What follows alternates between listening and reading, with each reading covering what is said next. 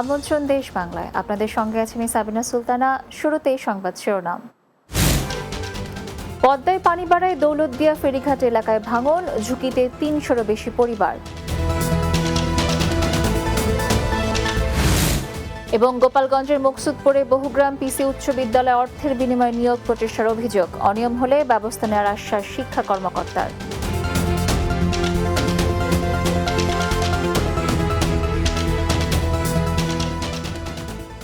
শুনছিলেন শিরোনাম, এবার বিস্তারিত। পদ্মা নদীতে পানি বাড়তে শুরু করায় ভাঙন দেখা দিয়েছে রাজবাড়ীর গোয়ালন্দ উপজেলার দৌলতদিয়া ফেরিঘাট এলাকায়। 2 সপ্তাহের ভাঙনে 7 নম্বর ফেরিঘাট এলাকা প্রায় 200 মিটার নদীগর্ভে বিলীন হয়ে গেছে। ভাঙন ঝুঁকিতে রয়েছে দৌলতদিয়ার 6 ও 7 নম্বর ফেরিঘাট এলাকার 3 শতাধিক পরিবার ও একমাত্র সরকারি প্রাথমিক বিদ্যালয়টি। ভাঙন রোধে কার্যকরী ব্যবস্থা নেওয়ার দাবি স্থানীয়দের। রাজবাড়ী প্রতিনিধি শিহাবুর রহমানের প্রতিবেদন, জানাচ্ছেন সুরাইয়া সীমা। স্থায়ী নদী শাসন না হওয়ায় বর্ষা মৌসুমে পদ্মার তীব্র ভাঙন দেখা দেয়। এতে দেশের 21 জেলার প্রবেশদ্বার খ্যাত দৌলতদিয়া ঘাট এলাকা প্রতি বছরই ক্ষতিগ্রস্ত হয়। এবারও বর্ষা মৌসুমে 6 নম্বর গেট এলাকায় প্রায় 50 মিটার এলাকা নদীগর্ভে বিলীন হয়েছে। পরে বিআইডব্লিউটিএ বালুর বস্তা ফেলে ভাঙন রোধ করে।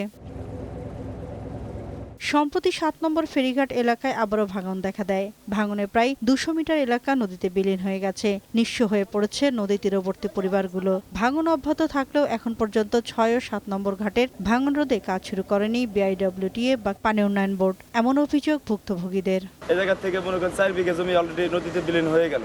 এখন আমরা নদীর পাড়ালে 6-6 বাড়ি ভাঙছি, কুশাটা থেকে ভাঙতে ভাঙতে দৌলতদিয়া পর্যন্ত ঠেকছি, পরের জমিতে থাকি। এক ঘর ভেঙে গেছে, আর এক ঘর আছে ভেঙে গেছে, ওইটা আমরা সরাই রাখছি। এইভাবে আছি, রাত বেড়ে আমরা নিশ্চিন্তভাবে ঘুমাইতে পারতেছি না, কোন সময় যেন চাপ করে ঘর ভেঙে যায়। বাধার কোনো ব্যবস্থা নেই, মানে খালি নিতারা উপরে মতো নিতারা খেলা এসে ঘুরতেছে, ঘুরে টেকা দিয়ে যায় আর ওই আজ নিয়ে কাল পড়তে এবার কোথাও এই বোধ বাসা গেল। সরকারি দপ্তরের অপেক্ষায় বসে না থেকে নিজ উদ্যোগে বালু ভর্তি জিও ব্যাগ ফেলে ভাঙন ঠেকানোর উদ্যোগ নিয়েছেন উপজেলার চেয়ারম্যান মোহাম্মদ মোস্তফা মুন্সি। পানি উন্নয়ন বোর্ড বিআইডব্লিউটি এর কথা বলতেছে। এখন তাদের এই ঠেলাঠেলির জন্য তো আর আমরা বসে থাকতে পারি না। আমরা নিজেরাই উদ্যোগ নিয়েছি, কিছু বস্তা এখানে ফেলে এই বাড়িঘরগুলো রক্ষা করা যায় সেইভাবে আমরা পদক্ষেপ নিচ্ছি। ভাঙন রোধে বিভিন্ন পদক্ষেপের কথা তুলে ধরেন উপজেলা নির্বাহী কর্মকর্তা ও জেলা পানি উন্নয়ন বোর্ডের নির্বাহী প্রকৌশলী। স্থানীয়রা যে নিজস্ব ব্যবস্থাপনা এখানে এখন বালুর বস্তা ফেলার চেষ্টা করছেন, সেটার সাথে আমরা সহযোগিতা করছি উপজেলা পরিষদ থেকে। ঘাটের মাস্টার প্ল্যান আপডেট হচ্ছে, এই মাস্টার প্ল্যান আপডেট করে আমাদের কাছে যখন প্রপার ডিজাইন আমাদের কাছে সাবমিট করবে, সেই ডিজাইন মোতাবেক আমরা তখন কার্যক্রম গ্রহণ করব। গত 30 বছরে পদ্মার তীব্র ভাঙনে দৌলতদিয়া ইউনিয়নে 21টি মৌজার মধ্যে 17টি মৌজা ও 24টি গ্রাম নদীগর্ভে বিলীন হয়ে গেছে। তাই স্থায়ী নদী শাসন চান এই ইউনিয়নের বাসিন্দারা। Desk report, Bangla TV. গোপালগঞ্জের মুকসুদপুরে বহুগ্রাম পিসি উচ্চ বিদ্যালয়ের স্বজনপ্রীতি অর্থের বিনিময়ে নিয়োগের অপচেষ্টা চালাচ্ছেন বলে অভিযোগ উঠেছে ম্যানেজিং কমিটির সভাপতির বিরুদ্ধে। এ বিষয়ে ফুঁসে উঠেছেন এলাকাবাসী। কেউ অনিয়ম করে থাকলে তার বিরুদ্ধে আইনগত ব্যবস্থা নেওয়া হবে বলে জানান প্রশাসনের কর্মকর্তা। গোপালগঞ্জের মুকসুদপুর প্রতিনিধি তরিকুল ইসলামের প্রতিবেদন, জানাচ্ছেন অর্ণব নাসির। গোপালগঞ্জ জেলার মুকসুদপুর উপজেলার ঐতিহ্যবাহী বহুগ্রাম পিসি উচ্চ বিদ্যালয়। এই বিদ্যালয়ের ম্যানেজিং কমিটির সভাপতি ডাক্তার অধীর চন্দ্র বিশ্বাস ও তার অনুসারীরা কোনো রকম নীতির তোয়াক্কা না করে স্বজনপ্রীতি ও অর্থের বিনিময়ে অযোগ্য ব্যক্তিদের নিয়োগের পাঁয়তারা চালাচ্ছেন বলে অভিযোগ ম্যানেজিং কমিটির অন্যান্য সদস্যদের। এই ম্যানেজিং কমিটির কিছু কিছু লোকের আত্মীয়করণ হিসাবে এই লোকগুলো নিয়োগ হচ্ছে, আমরা এর প্রতিবাদ করতেছি। টাকার বিনিময়ে যে নিয়োগটাই হচ্ছে, এইটা আমরা যুব সমাজ কোনোভাবেই মানি না। এই বিষয়ে ম্যানেজিং কমিটির বাকি সদস্য ও এলাকার গণ্যমান্য ব্যক্তিবর্গ সমন্বয়ে হাইকোর্ট ডিভিশনের সব ধরনের নিয়োগ বন্ধে একটি পিটিশন ও মুকসুদপুর থানায় একটি অভিযোগ দায়ের করেছেন বলে জানিয়েছেন এলাকাবাসী। সভাপতির নিজের ক্ষমতা বলে এই নিয়োগ প্রয়োগ করতে যাচ্ছে। এই নিয়োগকে কেন্দ্র করে হাইকোর্টে একটা রিটও আছে। আমরা এই নিয়োগকে ধিক্কার জানাই এবং তীব্র নিন্দা জানাই। বিশ্ববিদ্যালয়ে যে নিয়োগটা হচ্ছে অবৈধ নিয়োগ হচ্ছে, টাকার বিনিময় হচ্ছে। আমরা এলাকাবাসী এটা আমরা মানি না, সেই কারণে আমরা ঢাকায়ও কেস করছি, গোপালগঞ্জও কেস করছি। অভিযুক্ত ম্যানেজিং কমিটির সভাপতি ডাক্তার অধীর চন্দ্র বিশ্বাসকে তার মোবাইল ফোনে বারবার কল দিলেও তিনি কোনো বক্তব্য দেননি। তবে তার পক্ষে বলেছেন স্থানীয়রা, বলেন তিনি একজন সৎ লোক। তার বিরুদ্ধে কোনো ধরনের দুর্নীতির আমরা অভিযোগ পাইনি, আর উনি সেই প্রকৃতির লোক না। আমরা জানি যে তিনি স্বাস্থ্য নিয়োগ দেবেন। সভাপতি সম্পর্কে আমি যতদূর জানি উনি একজন সৎ ব্যক্তি এবং খুব ভালো ব্যক্তি। বহুগ্রাম প্রতাপচন্দ্র উচ্চ বিদ্যালয় নিয়োগ বোর্ডের 5 জন সদস্য বিদ্যালয়ে উপস্থিত হয়ে সম্মিলিতভাবে যাচাই করে ত্রুটি পেয়েছেন। এছাড়াও আদালত থেকে নিয়োগের বিরুদ্ধে অভিযোগ দেওয়া হয়েছে। এইসব অভিযোগে সুরাহা হলে পরবর্তী প্রয়োজনীয় ব্যবস্থা নেওয়া হবে বলে জানান উপজেলা মাধ্যমিক শিক্ষা কর্মকর্তা। মহামান্য আদালত থেকে, গোপালগঞ্জ থেকে একটা আমরা চিঠি পেয়েছি যে নিয়োগের বিরুদ্ধে অভিযোগ দেওয়া হয়েছে এবং তারা শোকজ করছে। তাই অভিযোগের অবমুক্তি পরে আমরা পরবর্তী নিয়োগের কার্যক্রম যা হয় সেই অনুযায়ী ব্যবস্থা নেওয়া হবে। Desk report, Bangla TV. Dhaka Sylhet Tamabil মহাসড়ক 4 লেনে উন্নীতকরণ এবং উভয় পার্শ্বে পৃথক সার্ভিস লেন নির্মাণ প্রকল্পে ভূমি অধিগ্রহণে ক্ষতিগ্রস্ত ব্যক্তিদের মাঝে চেক বিতরণ করা হয়েছে। নরসিংদী জেলা প্রশাসক ডক্টর বদিউল আলমের সভাপতিত্বে শিল্পমন্ত্রী অ্যাডভোকেট নুরুল মজিদ, মাহমুদ হুমায়ুন প্রধান অতিথি হিসেবে এই চেক বিতরণ করেন। ঢাকা সিলেট মহাসড়ক প্রকল্পে ক্ষতিগ্রস্ত এবং 5 দোনা ডাঙ্গা ঘোড়াশাল জেলা মহাসড়ক প্রকল্পে ক্ষতিগ্রস্ত 11 জনকে মোট 3,94,56,000 টাকার চেক বিতরণ করা হয়। এ সময় উপস্থিত ছিলেন police super Mostafizur Rahman, civil surgeon ডাক্তার ফারহানা আহমেদ, অতিরিক্ত জেলা প্রশাসক মুবাশ্শির আলম, নরসিংদী প্রেস ক্লাবের সভাপতি নুরুল ইসলাম সহ অন্যরা।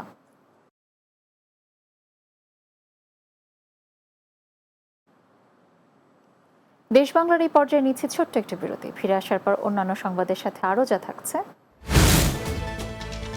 চুয়াডাঙ্গার জীবননগরে খেলার মাঠ দখল করে ঠিকাদারি ব্যবসা, দূষিত ধোঁয়া ও ধুলাবালিতে দুর্বিষহ জনজীবন।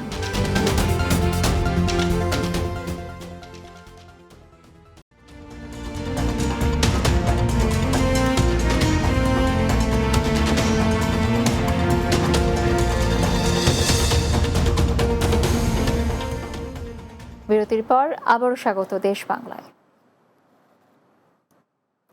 চুয়াডাঙ্গার জীবননগরে 7 বছর যাবৎ খেলার মাঠ দখল করে চলছে ঠিকাদারি ব্যবসা। এখানকার দূষিত ধোঁয়া ও ধুলাবালিতে আশপাশের জনজীবন হয়ে উঠেছে দুর্বিষহ। চুয়াডাঙ্গার জীবননগর চ্যাংখালী সড়ক সংলগ্ন ইসলামপুর গ্রামের হেলিপ্যাড মাঠটি 7 বছর ঠিকাদারদের দখলে থাকায় স্থানীয়দের নানা সমস্যায় পড়তে হচ্ছে। পুরো মাঠটি এখন ব্যবহার হচ্ছে পিচ, পাথর, বালি আর চুলা তৈরির জায়গা হিসেবে। আর এখানকার দূষিত বাতাসে পরিবেশ বিপর্যয় সহ আশপাশের গাছপালা ক্ষতিগ্রস্ত হচ্ছে। একদিকে পরিবেশ বিপর্যয়, অন্যদিকে খেলা করতে না পেরে উঠতি বয়সী যুবকরা বিপথে চলে যাচ্ছে বলে অভিযোগ এলাকাবাসীর। দুর্ভোগের শিকার মানুষের দাবি ঐতিহ্যবাহী খেলার মাঠটি দখলমুক্ত করে চিরচেনা রূপে ফিরিয়ে দেওয়ার। পাথর, বালি, খুয়া ঢেলে সবার মারা বাবারা বাচ্চাদের এনে খেলা করায়, এই মাঠটা একেবারে দখল করে নিয়েছে। এই যে পাথর জ্বালাশি করছে, দূষিত হয়ে গেল, এখানে ছেলেপেলের কোনো স্থান হচ্ছে না।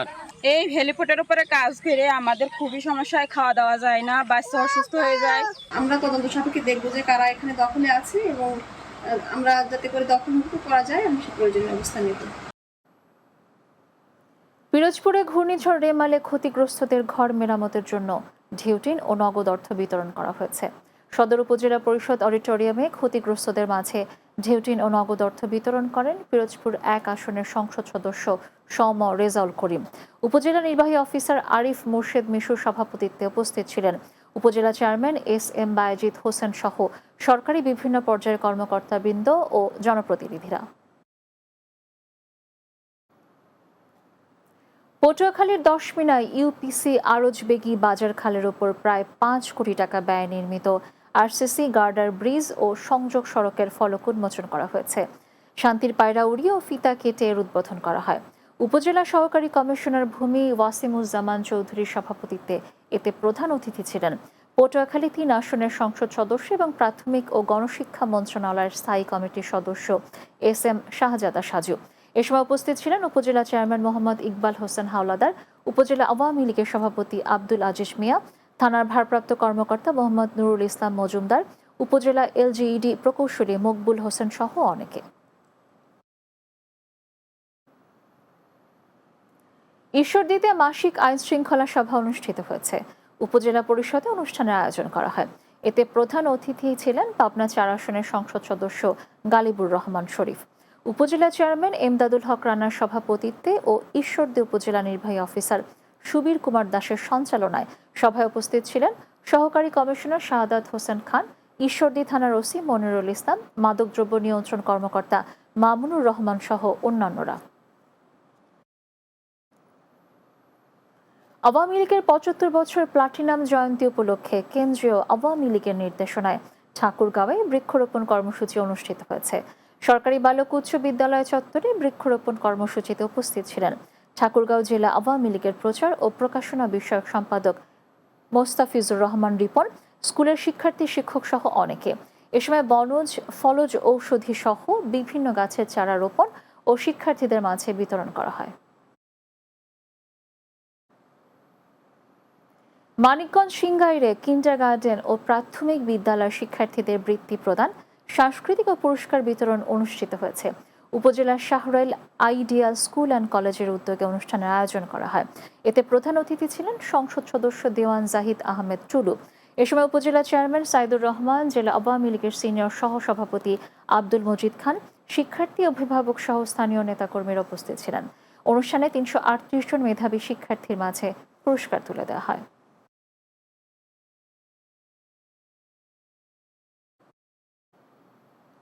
শেষ করছি দেশ বাংলা, তবে যাওয়ার আগে সংবাদ শিরোনামগুলো জানিয়ে দিচ্ছি আরও একবার। পদ্মায় পানি বাড়ায় দৌলতদিয়া ফেরিঘাট এলাকায় ভাঙন, ঝুঁকিতে ৩০০-এর বেশি পরিবার। গোপালগঞ্জের মুকসুদপুরে বহুগ্রাম পিসি উচ্চ বিদ্যালয়ে অর্থের বিনিময়ে নিয়োগ প্রচেষ্টার অভিযোগ, অনিয়ম হলে ব্যবস্থা নেওয়ার আশ্বাস শিক্ষা কর্মকর্তার।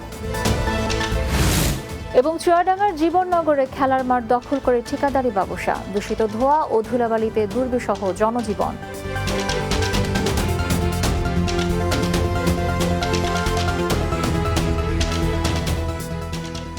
দর্শক, এই ছিল দেশ বাংলায়। আমাদের পরবর্তী সংবাদ বিকেল ৪টা ৩০ মিনিটে দিনের বাংলা দেখার আমন্ত্রণ রইল। আর এতক্ষণ সঙ্গে থাকার জন্য ধন্যবাদ সবাইকে।